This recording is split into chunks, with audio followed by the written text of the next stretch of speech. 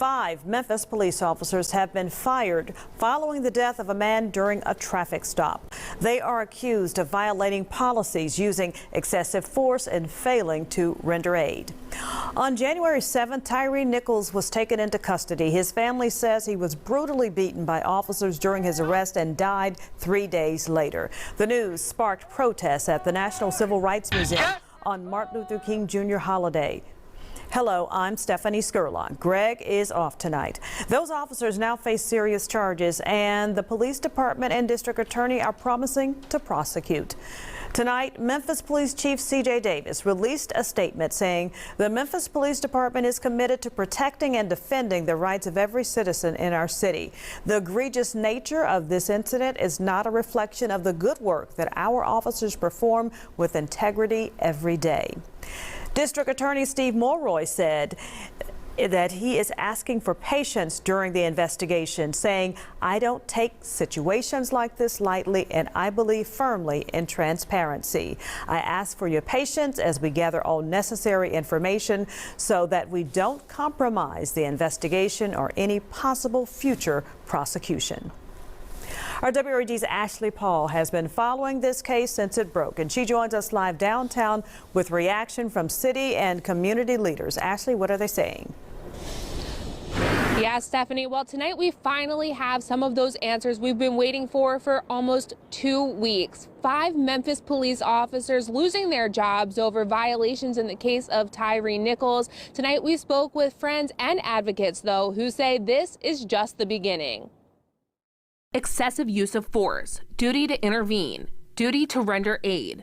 The violations are hard to hear for close family friends like Angelina Paxton, but she says this is a good first step to bring justice to Tyre Nichols.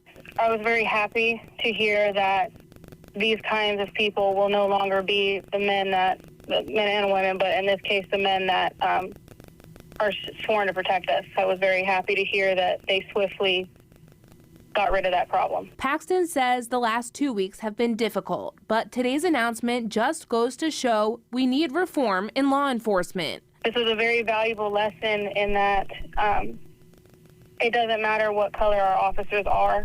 There is a problem systematically. Josh Spickler with Just City, which focuses on accountability and advocacy within Memphis, agrees. He says it's critical the Memphis Police Department is transparent.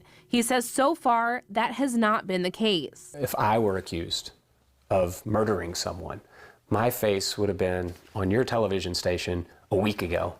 Everything that you could find out about me and my past would have been on your television station a week ago. These police officers have, until just now, tonight, not been identified. We've still not seen any video of this incident. We still don't know anything more than there was a confrontation, right? 2 confrontations. And while these are good first steps, they say they're just that, first steps. And they say these men need to be held accountable to the fullest extent of the law. And that I really hope that my friend's life ended for something amazing to begin. I hope this is the beginning of change, real change, not the change that they promise us for years and years, and it takes generations to come. No, I hope this brings reform specifically to the city of Memphis.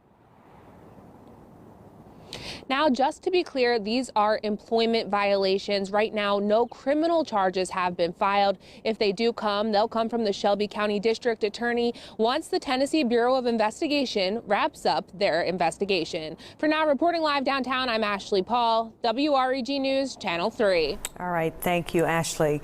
WREG checked each officer's background and found no infractions against any of them until now.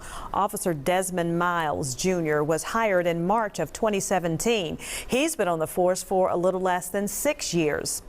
Officers Emmett Martin and Justin Smith both started in March of 2018, giving them just under 5 years in uniform. And officers Tadarius Bean and Demetrius Haley were hired August of 2020. That's about 2.5 years on the police force. Well, investigators have video of the arrest, but they say it will not be made public until the family of Tyre Nichols sees it first. The family has hired civil rights attorney Ben Crump to represent them. Crump says he will hold a news conference Monday afternoon with the family